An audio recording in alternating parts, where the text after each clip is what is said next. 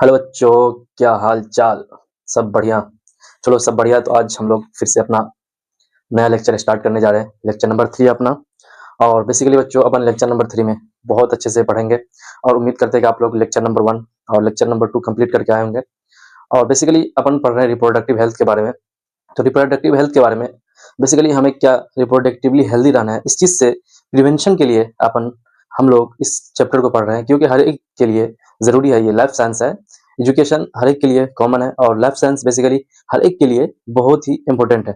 तो बच्चों, आप लोगों से रिक्वेस्ट है कि आप हमारे चैनल को ज़्यादा से ज़्यादा सब्सक्राइब करो और ज़्यादा से ज़्यादा लोगों तक शेयर करने की कोशिश करो बच्चों, क्योंकि लाइफ साइंस हर एक के लिए कॉमन है और हर एक के लिए ज़रूरी है, नेसेसरी है। तो ठीक है बच्चों, चलो आते हैं अपने स्टडी करते हैं आईयूडीज के बारे में।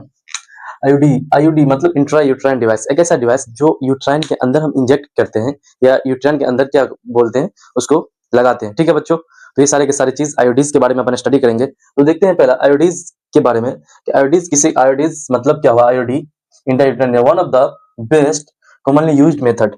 आईयूडी के बारे में कहा जाता है कि ये एक सबसे बेस्ट यूज होने वाला मेथड है। किस चीज के लिए? तो कॉन्ट्रासेप्टिव के लिए। ठीक है बच्चों, कॉन्ट्रासेप्शन के लिए बेसिकली सबसे बेहतरीन और सबसे बेस्ट यूज होने वाले जो डिवाइस है इसको आईओडी कहा जाता है, बेसिकली इंट्रा यूट्राइन डिवाइस।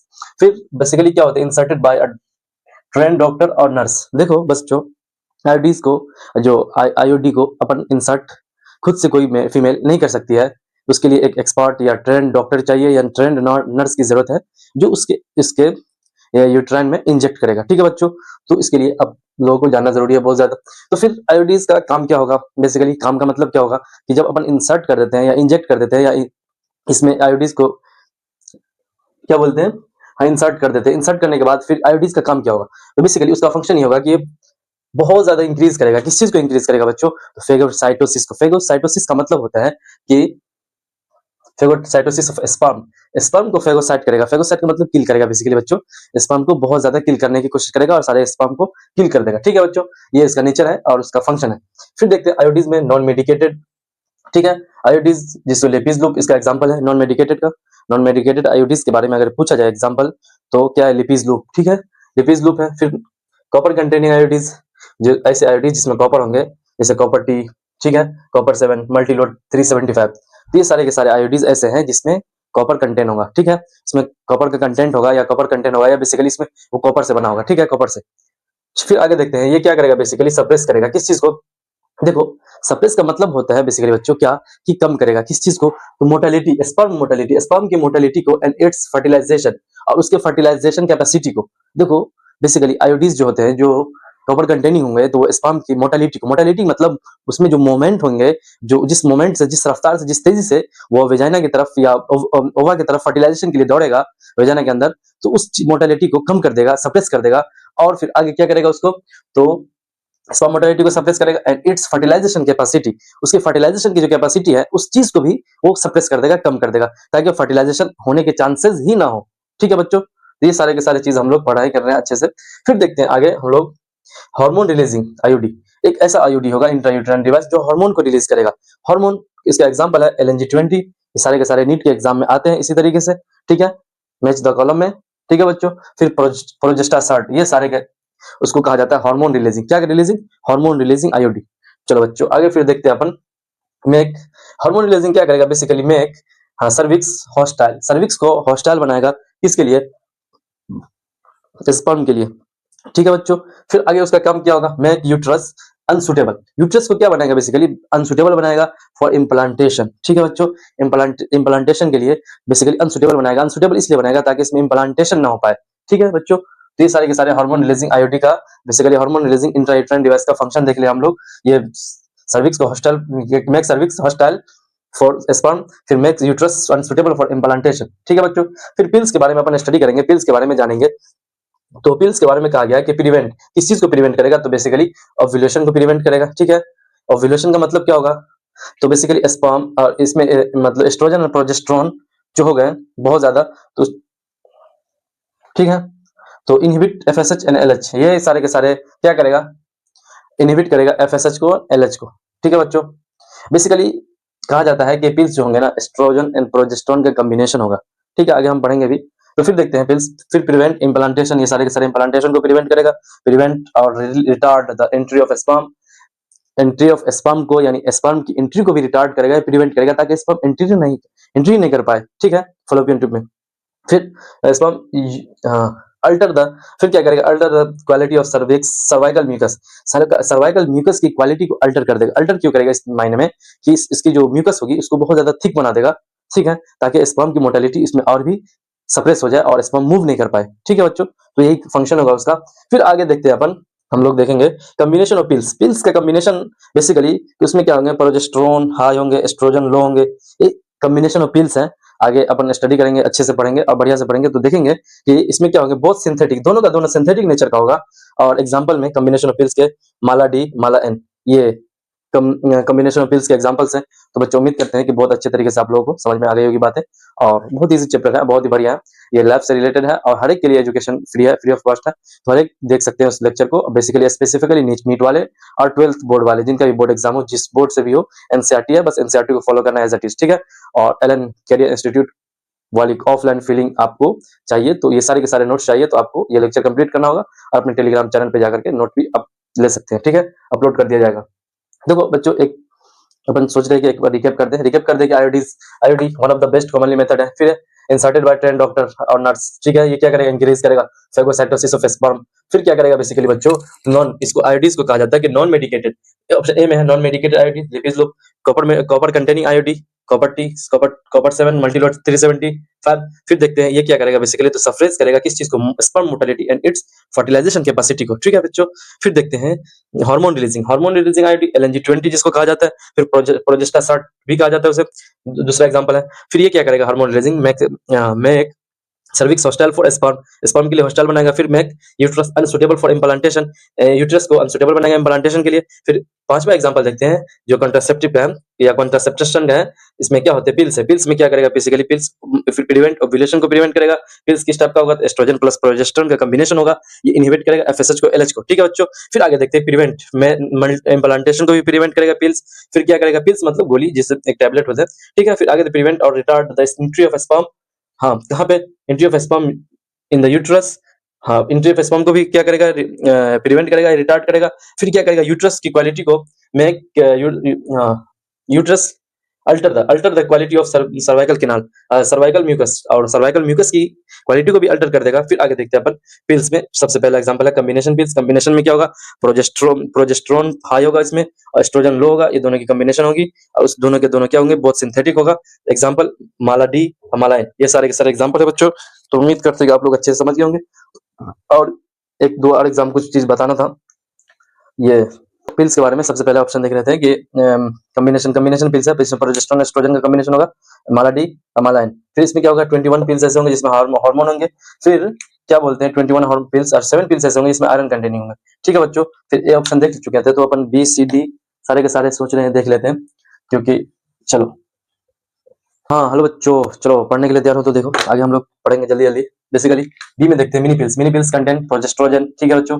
फिर सहेली सी में है ऑप्शन, ये सारे के सारे पिल्स का एग्जांपल है। नॉन स्टेरॉइडल होगा, बेसिकली इसमें किसी टाइप का हार्मोन नहीं होगा, नॉन स्टेरॉइडल मतलब किसी टाइप का हार्मोन नहीं होगा। फिर क्या करेगा, कंटेंस करेगा सेंट्रोमेन, उसके अंदर होगा सेंट्रोमेन। वंस इन अ वीक लेना है, हफ्ते में या वीक में एक बार लेना है, ठीक है। डेवलप्ड एट सीडीआरआई लखनऊ, ये याद रखना है कि सहेली का डेवलप्ड या बेसिकली ये कहाँ पे फॉर्मेशन हुआ उसका, तो सीडीआरआई लखनऊ में हुआ, ठीक है। ये एग्जांपल में आते हैं, ये एग्जाम में भी पूछे जाते हैं। ये क्या करेगा basically, block estrogen receptor in uterus, estrogen receptor को यूट्रस में एस्ट्रोजन के जो रिसेप्टर होंगे उनको क्या करेगा, ब्लॉक करेगा, ठीक है बच्चों। फिर आगे देखते हैं अपन प्रिवेंट, ये क्या करेगा, प्रिवेंट इम्प्लांटेशन को भी प्रिवेंट करेगा। तो अपन यहाँ तक पढ़ते हैं, फिर नेक्स्ट चैप्टर में नेक्स्ट ये स्लाइड में देखते हैं बच्चों। तो आप लोग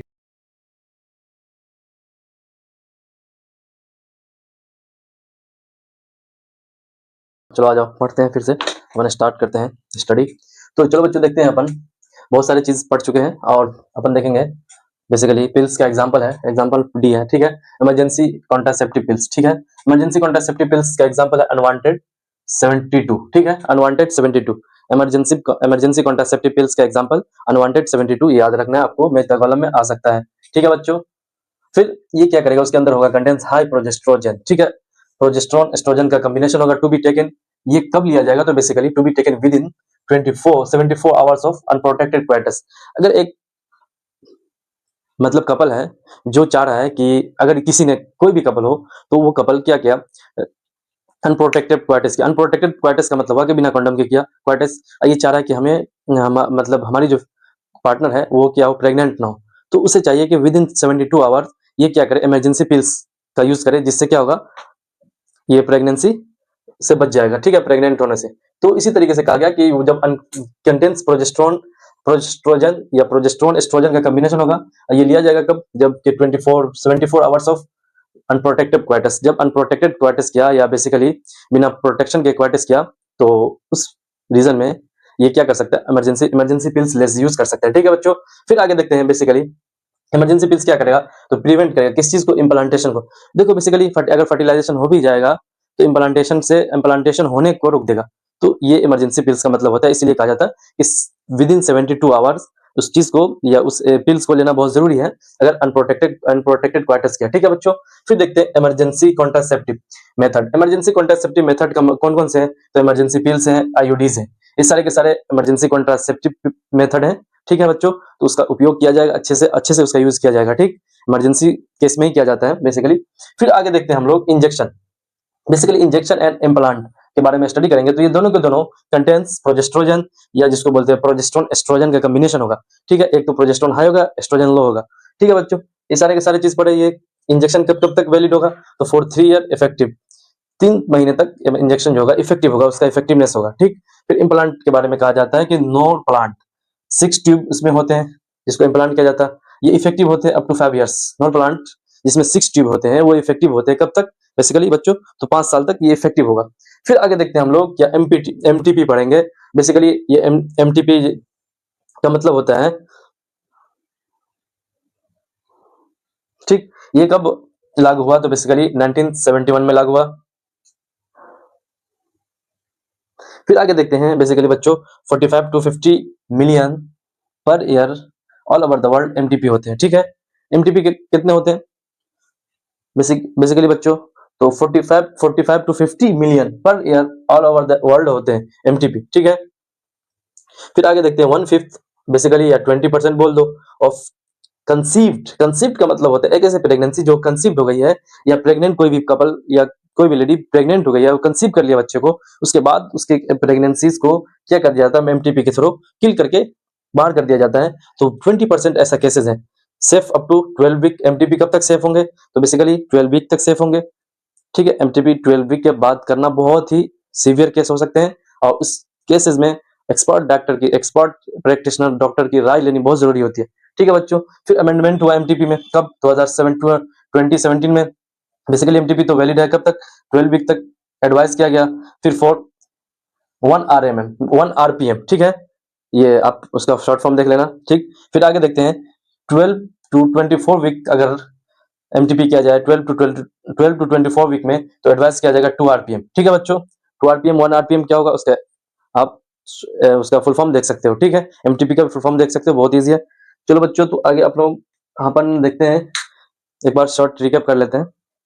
शॉर्ट रिकैप में क्या है बेसिकली बच्चों, इमरजेंसी कॉन्ट्रासेप्टिव पिल्स के बारे में देखेंगे। तो ये क्या होगा, अनवांटेड होगा, अनवांटेड 72। इसके अंदर क्या होगा, प्रोजेस्ट्रोजन या प्रोजेस्ट्रोन प्लस एस्ट्रोजन का कॉम्बिनेशन होगा। ये लिया जाएगा कब लिया जाएगा, तो 72 आवर्स ऑफ अनप्रोटेक्टेड क्वार्टर्स के बाद लिया जाएगा, ठीक है। प्रिवेंट क्या करेगा, इम्प्लांटेशन को प्रिवेंट करेगा। इमरजेंसी कॉन्ट्रासेप्टिव मेथड क्या होते हैं, तो इमरजेंसी पिल्स होते हैं, आईयूडी होते हैं, ठीक है, इंट्रायूटेराइन डिवाइस होते हैं। फिर इंजेक्शन एंड इम्प्लांट के बारे में पढ़ेंगे, दोनों के दोनों कंटेंट्स प्रोजेस्ट्रोजन या progestogen plus progesterone plus estrogen, ठीक है, उसका कॉम्बिनेशन होगा। ये इंजेक्शन में वैलिड होगा कब तक, उसका इफेक्टिवनेस होगा 3 महीने तक। फिर इम्प्लांट में नॉन प्लांट जिसमें 6 ट्यूब होंगे, इसको इम्प्लांट किया जाएगा, ठीक है, इफेक्टिव होगा 5 साल तक के लिए, फिर 5 ईयर के लिए। फिर एमटीपी, ठीक है, एमटीपी 1971 में लागू हुआ। फिर 45 to 50 million per year all over the world MTP होते हैं। 1/5 बेसिकली 20% ऑफ कंसीव प्रेगनेंसीज का एमटीपी होता है हर साल, ठीक है। फिर सेफ अप टू 12 वीक कहा गया कि सेफ है एमटीपी कब तक, 12 वीक तक। अगर लेकिन अमेंडमेंट हुआ 2017 में, बेसिकली 2017 में, 2017 में अमेंडमेंट हुआ, इसमें कहा गया कि 12 वीक तक के लिए एडवाइस 1 आरपीएम, ठीक है। इसको आरपीएम का मतलब होता है रेगुलर प्रैक्टिशनर ऑफ मेडिसिन, ठीक है। तो 1 आरपीएम का एडवाइस लिया जाएगा। अगर 12 टू 24 वीक में एमटीपी अगर करवाना चाहता है कोई, तो एडवाइस लिया जाएगा किसका, 2 आरपीएम का, ठीक है बच्चों। तो सारे के सारे चीज अपन पढ़ चुके हैं, अच्छे से पढ़ लिए हैं। तो उम्मीद करते हैं कि आप लोगों को सही सारी बातें समझ में आ गई होगी। और कुछ चीजें हैं जो अब हम आपको बता रहे हैं, थोड़ी सी बातें रह गई हैं, तो चलो बच्चों पढ़ने के लिए तैयार हो तो आ जाओ। चलो चलो चलो चलो। कंडीशन क्या है एमटीपी का? तो बेसिकली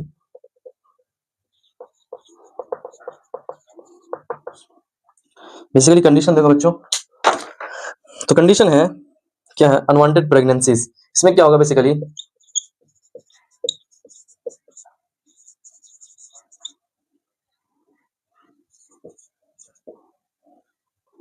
अनवांटेड प्रेगनेंसीज होगा, ठीक है। अनवांटेड प्रेगनेंसीज किस वजह से, किस कारण होगा, किस वजह से होगा? अरे हाँ ठीक, तो इस चीज को देखेंगे बेसिकली अनवांटेड प्रेगनेंसीज क्यों होगा। तो ड्यू टू फेल्योर, किस चीज, किस वजह से होगा? तो ड्यू टू फेल्योर। फेल्योर किस चीज में? फेल्योर, फेल्योर ऑफ कॉन्ट्रासेप्टिव, ठीक है, कॉन्ट्रासेप्टिव में, या बेसिकली किसी गर्ल्स के साथ क्या हो, रेप हो गया हो, या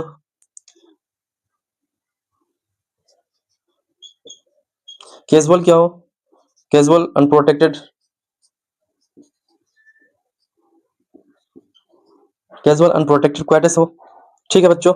ये सारे के सारे चीज, ये सारे के सारे कंडीशन है, इस कंडीशन में क्या कराया जा सकता है? एमटीपी कराया जा सकता है, ठीक है। कंडीशन और भी है, ये इसमें कह रहे हैं कि grave, grave, grave danger to, किस चीज के लिए बेसिकली बच्चों? तो grave danger to life of mother और फीटस। देखो अगर क्या कहा जा रहा है कि अगर मदर या फीटस दोनों में से किसी एक को एक्सेसिव चांसेस हो, ज्यादा चांसेस हो कि उसके लाइफ को कि वो खतरे में है, तो उस टाइम पे भी प्रेगनेंसीज कराया जा, मतलब एमटीपी कराया जा सकता है, ठीक है। या कोई ऐसी डिजीज हो जो इनक्यूरेबल हो, इनक्यूरेबल का मतलब जिसके क्योर नहीं किया जा सकता, ठीक है। इनक्यूरेबल डिजीज इन फ्यूटस, एक ऐसी डिजीज हो जिसकी इनक्यूरेबल, जिसकी कोई इलाज नहीं किया जा सकता, तो ऐसी डिजीज हो तो उस टाइम पे अपन क्या कर सकते हैं? एमटीपी करवा सकते हैं, ठीक है। ठीक है बच्चों, कंडीशन देख लिया एमटीपी का। कंडीशन क्या है? अनवांटेड प्रेगनेंसीज हो जाए, कोई लेडी, कोई ऐसी लेडी है या कोई ऐसी कपल है इसमें क्या हो गया? अनवांटेड प्रेगनेंसी, नहीं चाह रहा था प्रेगनेंसी, लेकिन फिर भी क्यों हो गया? किस वजह से हो गया? Due to failure of contraceptive method, ठीक है। या रेप की वजह से हो गया अनवांटेड प्रेगनेंसीज, या कैजुअल अनप्रोटेक्टेड क्वाइटस कर लिया, ठीक है। तो उस कारण के वजह से, उस वजह से भी क्या हो गया? प्रेगनेंसीज हो गया। या grave danger to life of mother और फीटस, या मदर या फीटस दोनों में से किसी एक के लाइफ को खतरा हो, तो उस टाइम पे भी एमटीपी करवा सकते हैं, ठीक है।